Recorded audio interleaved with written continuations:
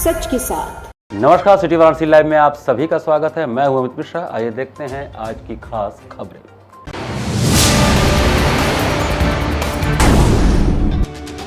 अंतर्राष्ट्रीय बालिका दिवस पर आशा ट्रस्ट ने 51 लड़कियों को बांटी साइकिल। बाबा किनाराम स्थल कृमकुंड में श्रद्धा भक्ति संग मनाया गया नव कन्या व भैरव पूजन। शारदीय नवरात्रि के 9वीं पर भक्तों ने सिद्ध माता के दरबार में लगाई हाजिरी।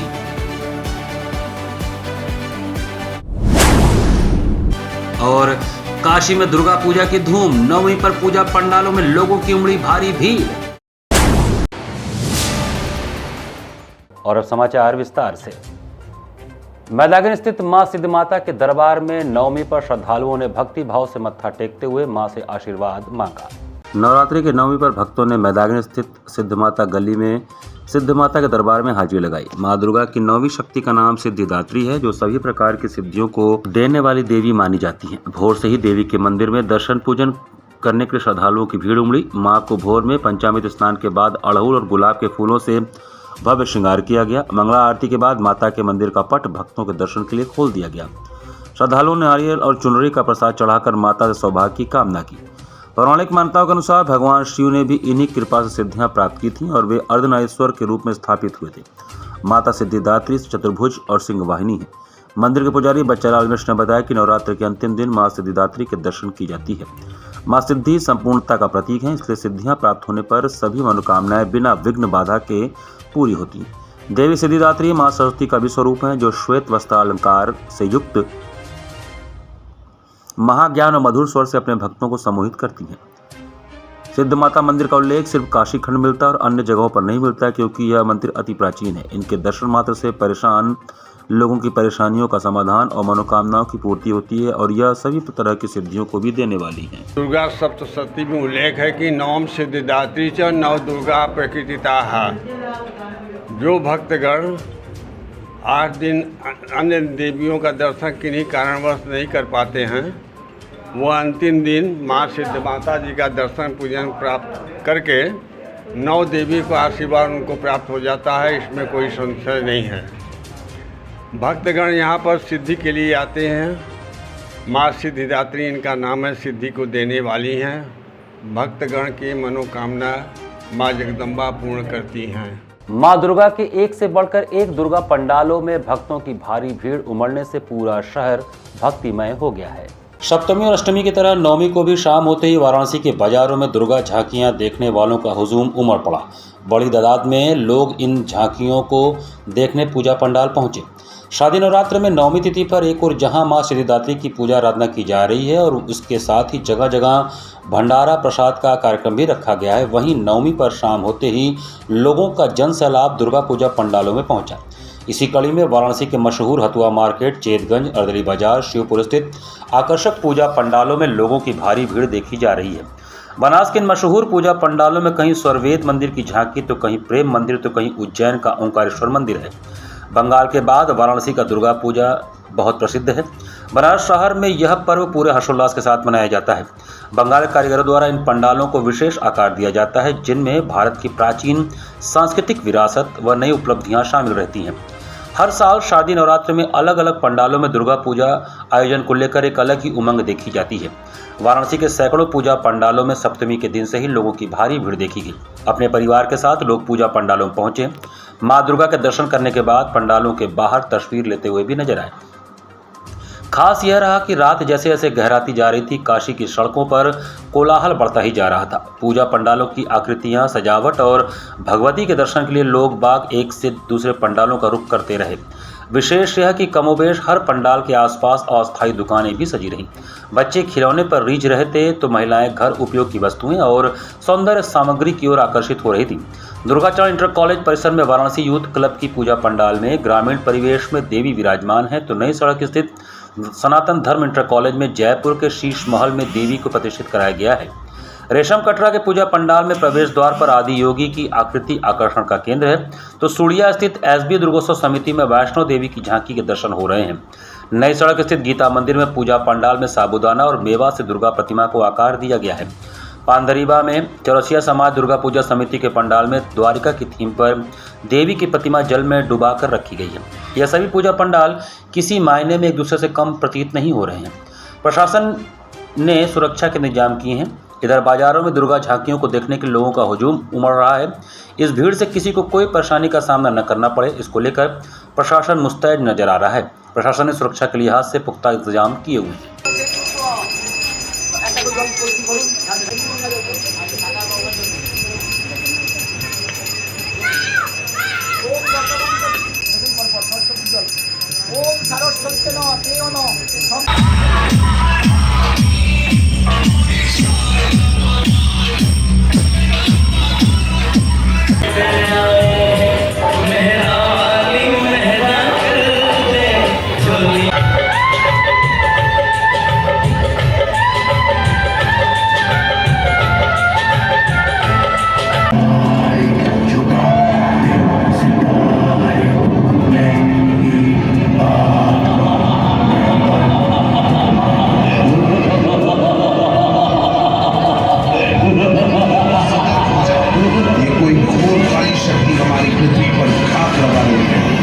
अवश्य ही कुछ अनर्थ होने वाला है।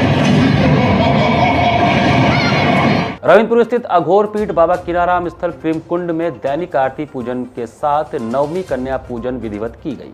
श्रद्धा, भक्ति, आस्था और विश्वास के साथ मनाया जाने वाला शारदीय नवरात्र का 9 दिनों का पर्व 11 अक्टूबर को नवमी कन्या पूजन के साथ संपन्न हुआ। 9 दिनों तक देवी मां के अलग अलग रूपों की आराधना के बाद पर्व के आखिरी दिन, जिसे नवमी कहा जाता है, धूमधाम से देवी मां की विदाई की जाती है। इस दिन छोटी छोटी कन्याओं को देवी के अलग अलग रूपों में श्रृंगार कर उन्हें पूजा जाता है, जिसे नवमी कन्या पूजन कहते हैं। इसी कड़ी में रविंद्रपुर स्थित विश्व विख्यात अघोर पीठ बाबा किनाराम स्थल प्रेमकुंड में सुबह आश्रम की साफ सफाई और दैनिक आरती पूजन के बाद नवमी कन्या पूजन की शुरुआत हुई।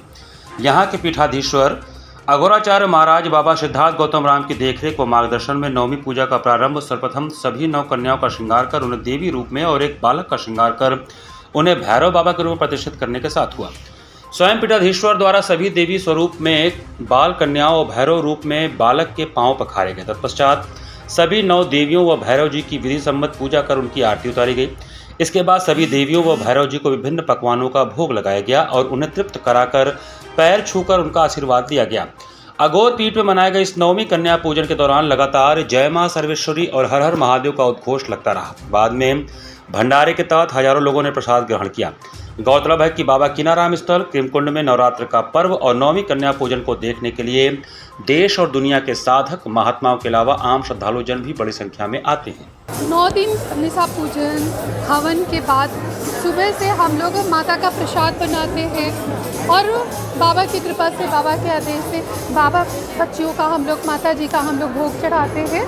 पूजा अर्चना होती है, फिर प्रसाद का वितरण खिचड़ी के रूप में जो 9 दिन के व्रत रखे रहते हैं उनको आज के महाप्रसाद में खिचड़ी का महाप्रसाद करता है। अंतर्राष्ट्रीय बालिका दिवस के अवसर पर आशा ट्रस्ट और लोक समिति द्वारा 51 मेधावी लड़कियों को साइकिल वितरित किया गया। प्रधानमंत्री आदर्श ग्राम नागेपुर में अंतर्राष्ट्रीय बालिका दिवस के अवसर पर आशा ट्रस्ट और लोक समिति द्वारा एसोसिएशन ऑफ इंडिया डेवलपमेंट के सहयोग से 51 मेधावी लड़कियों को लोक समिति आश्रम पर साइकिल दिया गया। साइकिल पाने वाली लड़कियों की आज खुशी की कोई सीमा नहीं थी। ऐसा लग रहा था उन्हें पंख मिल गया हो, जिसके सहारे वे अपनी उड़ान भरकर मंजिल पर आसानी से पहुंच जाएंगी। इनमें से कई लड़कियों के घर में स्कूल कॉलेज की दूरी लगभग 5 और किसी का 10 किलोमीटर भी है। ऐसे में ऑटो किराया न होने पर वे ऑटो से नहीं जा पाती थीं और अधिकांश लोग पैदल जाती थीं, क्योंकि उनकी आर्थिक स्थिति निम्न तबके की है। इस कारण परिवार वाले बमुश्किल से शिक्षा के लिए राजी हुए थे। ऐसे में यदि साधन या किराया का मांग किया जाए तो उन्हें पढ़ाई छोड़ देने के लिए साफ कह दिया जाता था। इधर कई बार स्कूल कॉलेज देर से पहुंचने के कारण भी सजा डांट खाना पड़ता था। लोक समिति के संयोजक नंदलाल मास्टर ने इस मौके पर कहा कि संस्था द्वारा आर्थिक रूप से कमजोर और दलित समुदाय से संबद्ध हाई स्कूल, इंटरमीडिएट एवं उच्च शिक्षा से जुड़ी 51 लड़कियों को साइकिल देकर उनके स्कूल और कॉलेज पहुंचने और शिक्षा पाने के रास्ते को सुगम बनाने का प्रयास किया गया है। आशा ट्रस्ट के समन्वयक बल्लभ पांडे ने कहा कि साइकिल देने का उद्देश्य शिक्षा के माध्यम से समाज में उनके विकास के लिए समान अवसर और सम्मान दिलाने की ओर भी लोगों का ध्यान आकर्षित करना है और सबसे जरूरी बालिकाओं के साथ होने वाले भेदभाव को खत्म करना है। मुख्य अतिथि अजय राय और विशिष्ट अतिथि विधायक नील रतन पटेल की पुत्री अदिति सिंह ने छात्राओं को राष्ट्रीय बालिका दिवस की बधाई देते हुए शिक्षा के महत्व को बताया। इस अवसर पर मुख्य अतिथि अजय राय ने कहा कि साइकिल उनके आत्मनिर्भर होने के लिए शिक्षित होने और जानकारी होने की पहली शर्त को पूरा करने का बहुत बड़ा मददगार बनेगा। इस मौके पर अजय राय, विधायक नील रतन पटेल की पुत्री अदिति सिंह, बल्लभ पांडे, राम जन्म, राजेंद्र चौधरी, राजकुमार गुप्ता, मनीष, राजेश्वर पटेल, पूनम सिंह, सोनी, अनीता, आशा, राम बच्चन, ग्राम प्रधान मुकेश कुमार, जिला पंचायत सदस्य अमन सिंह, श्याम सुंदर मास्टर, सुनील, जितेंद्र, सर्व सेवा संघ अध्यक्ष राम धीरज भाई, पंचमुखी शिव कुमार जी मौजूद रहे। कार्यक्रम का संचालन लोक समिति संयोजक धनलाल मास्टर, अध्यक्षता रंजू सिंह, धन्यवाद ज्ञापन पंचमुखी ने किया। उत्तर प्रदेश सरकार द्वारा महिलाओं को सुरक्षा एवं स्वावलंबी बनाने के लिए मिशन शक्ति अभियान चलाया जा रहा है। उत्तर प्रदेश सरकार द्वारा महिलाओं को सुरक्षा एवं स्वावलंबन बनाने के लिए मिशन शक्ति अभियान चलाया जा रहा है। इसके तहत वाराणसी के कैंट रेलवे स्टेशन पर जीआरपी सीओ कुंवर प्रभात सिंह के नेतृत्व में दर्जनों की संख्या में महिलाओं ने जागरूकता रैली निकाली। इस दौरान यात्रियों को पंपलेट बांटे गए। यह जागरूकता रैली कैंट स्टेशन के विभिन्न प्लेटफॉर्म पर निकाला गया। इसके बाद एक सभा आयोजित कर महिलाओं को सुरक्षा के प्रति जागरूक एवं सरकार द्वारा चलाई जा रही योजनाओं के विषय में अवगत कराया गया। मिशन शक्ति अभियान के तहत नारी सुरक्षा, नारी सम्मान व नारी स्वावलंबन के 5वें चरण में कैंट रेलवे स्टेशन पर क्षेत्राधिकारी कुंवर प्रभात सिंह व प्रभारी निरीक्षक जीआरपी कैंट हेमंत सिंह व आरपीएफ की उप निरीक्षक राधा तोमर व जीआरपी की महिला आरक्षी संगम सिंह तथा कुटुंब संस्था की रेखा चक्रवाल, राम बाबू व एनजीओ लाइट हाउस की अनिमा यादव की उपस्थिति में मिशन शक्ति के तहत सेमिनार का कार्यक्रम आयोजित किया गया, जिसमें महिलाओं को मिशन शक्ति के तहत महिला हेल्प डेस्क, महिला हेल्पलाइन नंबर 1090, महिला पावर लाइन 1091, पुलिस आपातकालीन सेवा 112, मुख्यमंत्री हेल्पलाइन 1076, एम्बुलेंस सेवा 108, चाइल्ड हेल्पलाइन नंबर 1098, आपातकालीन चिकित्सा सेवा 102, मुख्यमंत्री कन्या सुमंगला योजना, निराश्रित महिला पेंशन योजना, उत्तर प्रदेश राज्य ग्रामीण आजीविका मिशन, बैंकिंग कॉरेस्पॉन्डेंट सखी, राष्ट्रीय पोषण मिशन, रानी लक्ष्मीबाई बाल एवं महिला सम्मान कोष, मुख्यमंत्री सामूहिक विवाह योजना व प्रधानमंत्री मातृ वंदना योजना इत्यादि सरकार की योजना के बारे में बताया गया और स्टेशन परिसर में भ्रमण कर महिलाओं को जागरूक किया गया तथा उनको अपने अधिकारों के बारे में अवगत कराया गया। जीआरपी सीओ कुंवर प्रभात सिंह ने बताया कि उत्तर प्रदेश सरकार द्वारा महिलाओं को सशक्त बनाने के लिए मिशन शक्ति के तहत अभियान चलाया जा रहा है। इस अभियान के तहत कैंट रेलवे स्टेशन पर महिलाओं को जागरूक करने के लिए जागरूकता रैली निकाली गई। इस कार्यक्रम में महिलाओं को सरकार द्वारा जो सुविधाएं दी जा रही हैं उनके विषय में जानकारी दी गई। सीओ कुंवर प्रभात सिंह ने बताया कि रेलवे स्टेशन पर महिलाएं अत्यधिक संख्या में यात्रा करती हैं, उनकी सुरक्षा की जिम्मेदारी हम लोगों की है, इसलिए उन लोगों को पंपलेट बांटकर जागरूक किया गया। इससे सुरक्षा को लेकर जो भी हेल्पलाइन है उन्हें बताया भी गया। कार्यक्रम में मोनी, अंजलि, रूबी, संजना, रुबीना, रजनी, वंदना, यश्मीन, नंदिनी, श्वेता आदि उपस्थित रही। कि महिलाओं को उनके अधिकारों के प्रति और उनको क्या सहूलियत सरकार द्वारा दी जा रही है उसके संबंध में अवगत कराकर जागरूक किया गया। स्टेशन परिसर में भी आप लोगों को जागरूक कर रहे हैं? हाँ, चूँकि हमारे स्टेशन पे भी महिलाएं आती हैं और यात्रा करती हैं तो उनकी सुरक्षा की जिम्मेदारी भी हम लोगों की है, इसलिए हम लोग उनको यहाँ पे जागरूक कर रहे हैं और उनकी सुरक्षा के लिए जो भी हेल्पलाइन नंबर्स हैं उनको उनके बारे में बताया जाए। उत्तर क्षेत्र बाज खेड़ावाल गुजराती समाज द्वारा आयोजित 9 दिवसीय गरबा महोत्सव अपने उच्चतम शिखर की ओर अग्रसर हो रहा है। गुरुवार को महाअष्टमी की तिथि पर उत्तर क्षेत्र बाज खेड़ावाल गुजराती समाज की ओर से आयोजित 9 दिवसीय गरबा महोत्सव भी अपने सभा पर पहुंच गया। आरती एवं पूजन रितेश पंड्या के परिवार द्वारा समाज के पुरोहित अनंत मौनी द्वारा कराया गया। पक्के महल स्थित जोशी जी के बगीचे में चल रहे उत्सव की शुरुआत में माता अम्बे और पहाड़ा वाली माता की विशेष पूजा अर्चना की गई। माता रानी से सभी का कुशल मंगल करने की प्रार्थना महिलाओं, पुरुषों और बच्चों ने किया। इसके उपरांत गुजरात के प्रख्यात साहित्यकारों कवि दयाराम, वल्लभ भट्ट और कांति पटेल द्वारा पहाड़ों वाली माता की प्रशंसा में लिखे गए गरबों को बोल मीना ठाकर एवं सुशीला पंड्या के गीतों पर नृत्य का सिलसिला शुरू हुआ। जोशी जी के बगीचे में चल रहे गरबा उत्सव के दौरान फैंसी ड्रेस प्रतियोगिता का आयोजन भी किया गया। इसमें अलग अलग थीम पर बच्चे एक से बढ़कर एक परिधान धारण किए नजर आए। बच्चों की तैयारी देखकर अंदाजा लगाया जा सकता था कि उन्हें प्रतियोगिता के लिए तैयार करने के लिए अभिभावकों ने भी बहुत मेहनत किया है। फैंसी ड्रेस प्रतियोगिता में निर्णायक की भूमिका समाज के लोगों ने निभाई। बच्चों की प्रतियोगिता समाप्त होने के बाद एक तरफ दोनों निर्णायक विजेताओं के चयन में लगे रहे तो दूसरी तरफ बच्चों ने अभिभावकों के साथ गरबा खेलना शुरू कर दिया। पहले महिलाओं की मंडली ने गरबा खेला, उन्होंने कुछ समय के लिए विश्राम लिया तो पुरुषों की टीम घेरा बनाकर गरबा खेलने लगी। निर्णायक कमेटी के परिणाम के अनुसार सीनियर वर्ग में उज्ज्वल भट्ट प्रथम एवं विष्णु पंड्या को द्वितीय एवं जूनियर वर्ग में निशिता भट्ट प्रथम एवं शिवांश सेलट को द्वितीय स्थान घोषित किया गया। अष्टमी तिथि को 51 जोड़ों द्वारा मां की महाआरती के भी आयोजन समाज द्वारा रखा गया था, जिसमें सभी लोगों को विशेष आरती करने का अवसर प्राप्त हुआ। जिसमें समाज के हर एक परिवार ने अपनी सहभागिता दिखाई। महाआरती के आयोजन ने पिछले तमाम आयोजनों को काफ़ी पीछे छोड़ दिया। महिलाओं पुरुषों दोनों ने गुजरात के पारंपरिक परिधान धारण कर जोड़े में नृत्य करते हुए एक दूसरे से बेहतरीन प्रदर्शन करने की ललक सभी जोड़ों में साफ साफ नजर आ रही थी। सभी का आभार कार्यक्रम संयोजक नीरज पंड्या द्वारा किया गया। कार्यक्रम का सफल संचालन उमेश जोशी ने किया। कार्यक्रम को सफल बनाने में विशेष रूप से रूपम सेलट, सूर्यकांत भट्ट, सचिन पंड्या, अमित पंड्या, हेमंत व्यास, सुशील ठाकर, गौरी शुक्ला, संध्या जोशी, जागृत सेलट, शिखा पंड्या इत्यादि पूरी कार्यकारिणी टीम का विशेष सहयोग रहा।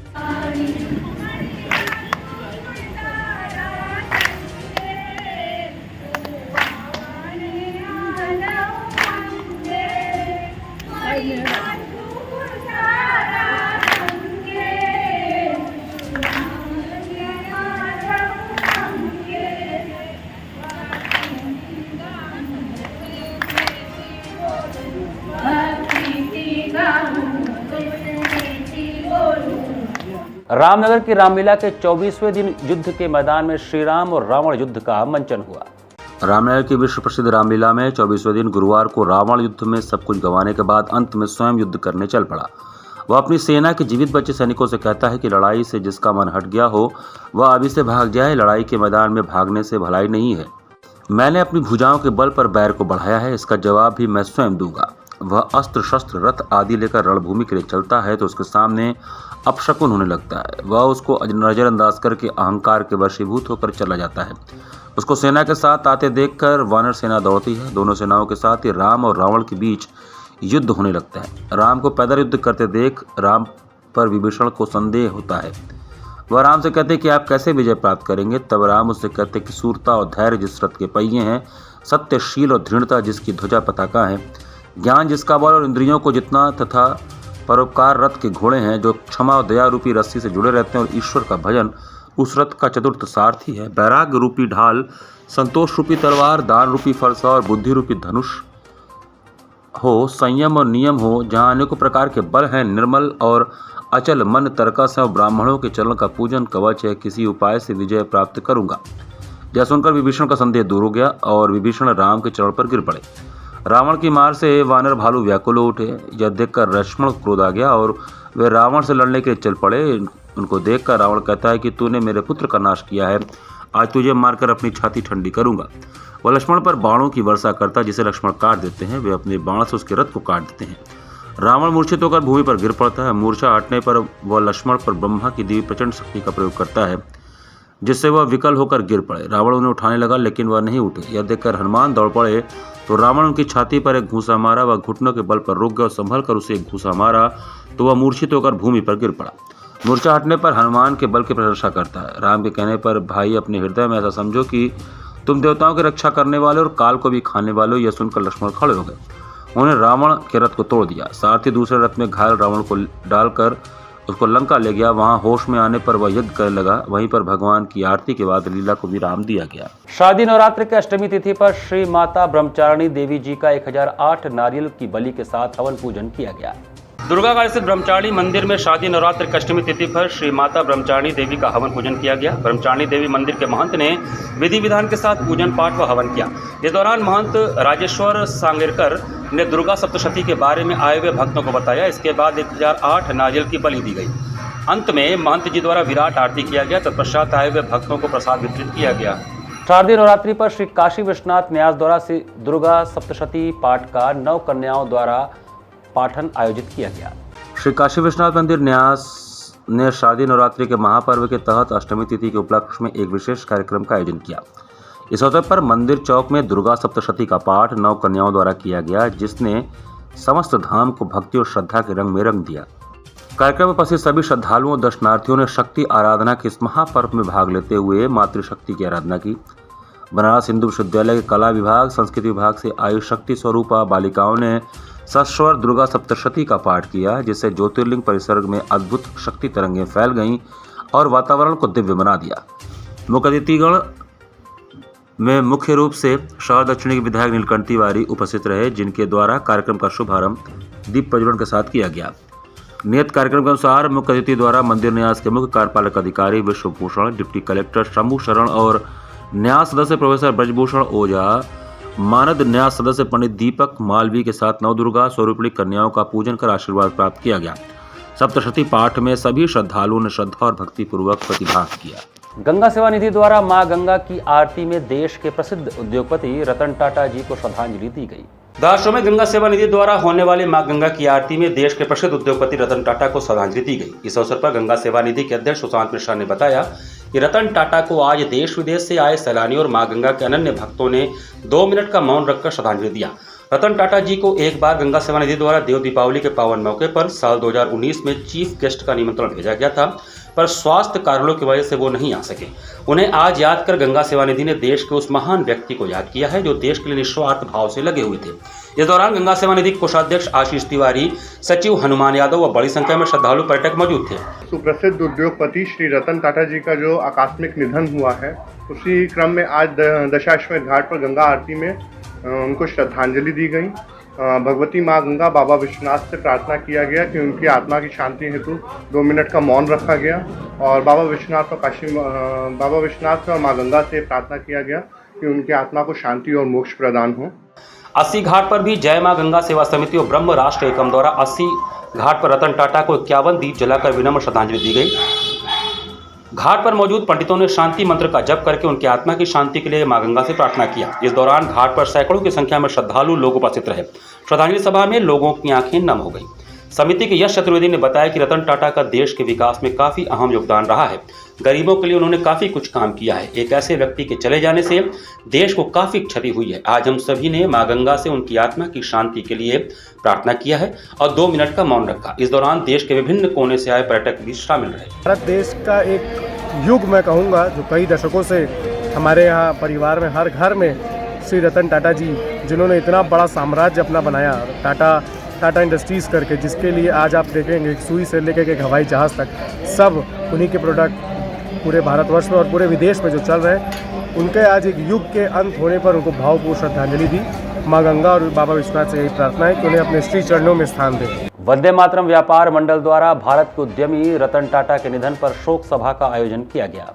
शुक्रवार को गिरिजाघर स्थित एक होटल में वंदे मातरम व्यापार मंडल द्वारा भारत के उद्यमी रतन टाटा के निधन पर शोक सभा का आयोजन किया गया, जिसमें मंत्री रविंद्र जायसवाल, अशोक जायसवाल, अनूप जायसवाल, अजीत जायसवाल, मनीष चौरसिया, बाबू यादव, मंगलेश जायसवाल सहित दर्जनों व्यापारियों ने स्वर्गीय रतन टाटा जी को पुष्पांजलि अर्पित कर श्रद्धा सुमन के साथ 2 मिनट का मौन रखा। इस अवसर पर रविंद्र जायसवाल ने कहा कि भारत में ऐसे उद्यमी के चले जाने से बहुत बड़ा हानि हुआ है। रतन टाटा ने कभी भी विदेश में व्यापार के लिए नहीं गए। वह भारत से प्रेम करते थे और उन्होंने भारत में व्यापार किया, उनको भारत से प्रेम था। ये उद्यमी उस प्रकार के थे कि जब भी कोई उन्होंने व्यापार किया तो राष्ट्र के हित में काम किया। कई आर्टिकल पढ़ने के बाद आता है कि इन्हें विदेश में भी कई बार ये चांस दिया गया कि आप इतने विकास वाले उद्यमी हैं, आपको यहाँ पर हो जाए स्टेब्लिश, लेकिन उन्होंने कहा कि भारत से हम अलग नहीं होंगे। यानी भारत माँ से के अटूट ये प्रेम था, उनके सुपुत्र थे। इन्होंने उद्योग बढ़ाया, लेकिन विदेश में जाकर के उद्योग नहीं किया, भारतवासी ही रह गए। घाट संध्या कार्यक्रम में अश्वित सेठ व आराध्या पांडे के कथक नृत्य तथा मां भगवती की आराधना ने दर्शकों को आध्यात्मिक आनंद का अनुभव कराया। शारदीय नवरात्रि की अष्टमी तिथि पर जिला प्रशासन की अभिनव पहल पर गुरुवार को सुबह बनास के अंतर्गत घाट संध्या कार्यक्रम में भाग लेने वाले कलाकारों में अश्वित सेठ और आराध्या पांडे ने कथक नृत्य का शुभारंभ मां भगवती जगत जननी की आराधना से किया, जिसके अंतर्गत 3 ताल में आमद, तोड़ा, टुकड़ा, परन, तिहाई की प्रस्तुति करके दर्शकों के हृदय को मंत्रमुग्ध करने का एक अद्भुत प्रयास किया। संगत कलाकारों में तबला पर आनंद कुमार मिश्रा, गायन पर आनंद किशोर मिश्रा एवं बोल पढ़त पर गुरु वसुंधरा शर्मा उपस्थित रही। कलाकारों को प्रमाण पत्र बालेश्वर तिवारी ने दिया। प्रमाण पत्र प्रदान करने के साथ ही उनके संगीत का साधना की प्रशंसा की गई। घाट संध्या कार्यक्रम का संयोजन सुबह बनारस सचिव एवं संस्थापक डॉक्टर रत्नेश्वर वर्मा ने किया। कार्यक्रम का सफल संचालन देवेंद्र मिश्रा ने किया। इस अवसर पर भारी संख्या में दर्शकगण उपस्थित रहे।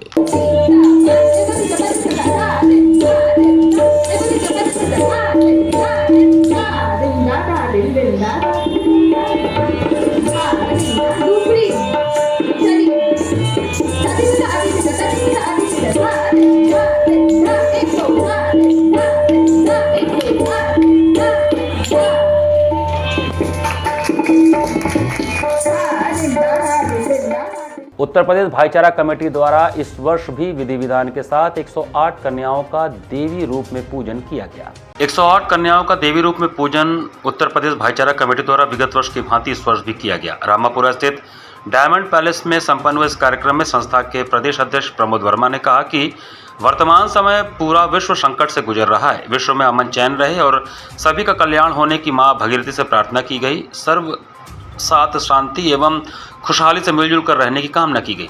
कार्यक्रम का शुभारंभ देवी स्वरूप कन्याओं का रोली अक्षत लगाकर आरती उतारी गई। तत्पश्चात उनको फलाहार कराया गया। उपस्थित लोगों ने प्रसाद ग्रहण किया। कार्यक्रम में मुख्य रूप से डॉक्टर प्रमोद पांडे, राघवेंद्र चौबे, शांतनु राय, मनीष मोरोलिया, विष्णु दयाल, शकील अहमद जादूगर, निरंजन मौर्य, अनिल सिंह, देवेंद्र सिंह, बद्री प्रसाद वर्मा, बैजनाथ प्रसाद, कैलाश मौर्य आदि उपस्थित रहे। गंगा जमुनी तहजीब का शहर बनारस में ये मिसाल मिलेगा। और हालांकि हिंदुस्तान भर में दुर्गा पूजा होता है, तमाम जगह होता है, लेकिन काशी एक ऐसी नगरी है जहाँ पर दोनों वर्ग के लोग को देख के ही काम किया जाता है। ऐसे में हमको बड़ा अच्छा लगता है कि जो माँ दुर्गा ने एक राक्षस का वध करके जो दशहरा मनाया जाता है वो यही है कि एक बुरे आदमी का वध करके और उन्होंने जो है सच्चाई की राह बताई। इसी के साथ सिटी वाराणसी लाइव का ये संस्करण हम ही समाप्त करते हैं। मुझे दीजिए आज्ञा। नमस्कार।